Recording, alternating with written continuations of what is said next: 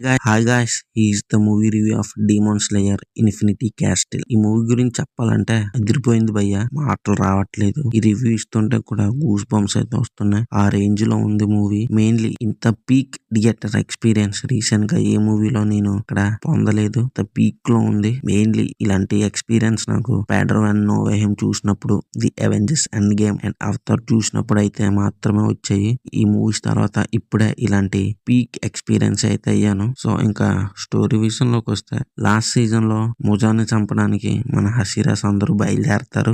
ముజాన్ తెలివిగా infinity castle లోకి అయితే లాగుతాడు. ఒక్కొక్కరిని ఒకవైపు పడేస్తాడు అన్నమాట. సో ఆ ఇన్ఫినిటీ క్యాస్టిల్ లో హసిరాస్ కి ఒక్కొక్క పర్మూన్ డీమన్ అయితే తగులుతూ ఉంటది. వాటితో పోరాడడమే మూవీ అన్నమాట. సో మూవీ ఈ పార్ట్ తో అయిపోయిందంటే కాదు, ఇంకో 2 పార్ట్స్ వస్తాయి. Infinity castle part 2 and part 3 రావడానికి ఇంకో 4-5 ఇయర్స్ అయితే పడుతుంది. మెయిన్లీ ఇక్కడ మన మెయిన్ లీడ్ అయిన తాంజీరోకి, జెన్సుకి హైలైట్స్ అయితే ఉంటాయి. వీళ్ళిద్దరికి ఎదుర్కొన్న పర్మూన్ డీమోన్స్ ని అయితే చూపిస్తారు, వీళ్ళు ఎలా ఎదుర్కొన్నారు అన్నది. సో మిగతా వాళ్ళకి అంత క్యారెక్టర్ స్కోప్ అయితే ఉండదు. ఒక ఫీమేల్ లీడ్ ఉంటుంది, తన పేరు అయితే మర్చిపోయాను. తను కూడా ఒక డీమన్ ఎదుర్కొంటుంది. సో ఇంకా మూవీ స్టార్ట్ అవ్వడమే యాక్షన్ తో స్టార్ట్ అవుద్ది. స్టార్టింగ్ నుంచి ఎండింగ్ వరకు ఫుల్ యాక్షన్ రైడ్ అయితే ఉంటుంది మూవీ అంతా. మెయిన్లీ కొన్ని సీన్స్ అయితే గూస్ బంప్స్ తెప్పిస్తాయి. మెయిన్ జెన్సు ఎపిసోడ్ అయితే, దాని తర్వాత సెకండ్ హాఫ్ మెయిన్ కోర్ అని చెప్పాలి. తాంజీరో అండ్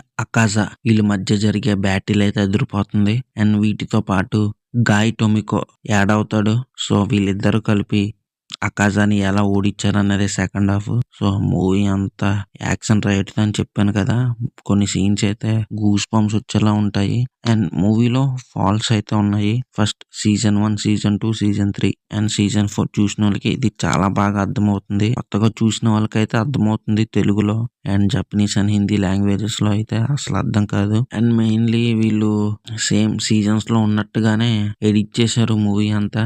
అండ్ యాక్షన్ ఎపిసోడ్స్ వచ్చేటప్పుడు ఫ్లాష్ బ్యాక్ చూపించడం, అండ్ మళ్ళీ యాక్షన్ ఎపిసోడ్స్ వచ్చినప్పుడు ఫ్లాష్ బ్యాక్ చూపించడం, ఇలా అయితే ఎడిట్ చేశారు. ముందుగా కొంచెం ఫ్లాష్ బ్యాక్ ని ముందు పెట్టి దాని తర్వాత యాక్షన్ ఎపిసోడ్స్ ని పెట్టుంటే బాగున్నాం. సో మనకి మూవీ అంతా కంప్లీట్ అయ్యేసరికి ఒక 3-4 ఎపిసోడ్లు చూసే ఫీలింగ్ వచ్చింది. కానీ మూవీలో గ్రాఫిక్స్ అండ్ విఎఫ్ఎక్స్ పీక్ క్వాలిటీలో ఉన్నాయి కాబట్టి కొంచెం ఎక్స్పీరియన్స్ అయితే చాలా బాగుంది.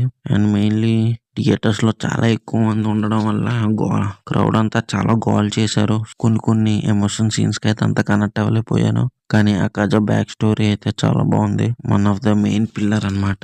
ఎండింగ్ అయ్యేసరికి యాక్షన్ తో ఎండ్ అయిపోద్ది అనుకుంటాం మూవీ, కానీ ఎమోషనల్ గా అయితే ఎండ్ అవుద్ది. సో యానిమీలో ఇదే నాకు హైలైట్. అందరూ యాక్షన్ గురించి వస్తారు కానీ ఎమోషనల్ గా అయితే బయటికి వెళ్తారు. ఇంకా జెన్సుకి అయితే థియేటర్ లో మామూలు రెస్పాన్స్ లేదు. తాంజీరో కన్నా డబుల్ త్రిబుల్ గా ఉంది. సో ఆ క్యారెక్టర్ ని ఇంకా కొంచెం ఎక్కువసేపు పెట్టుంటే బాగున్నాం యాక్షన్ సీక్వెన్స్.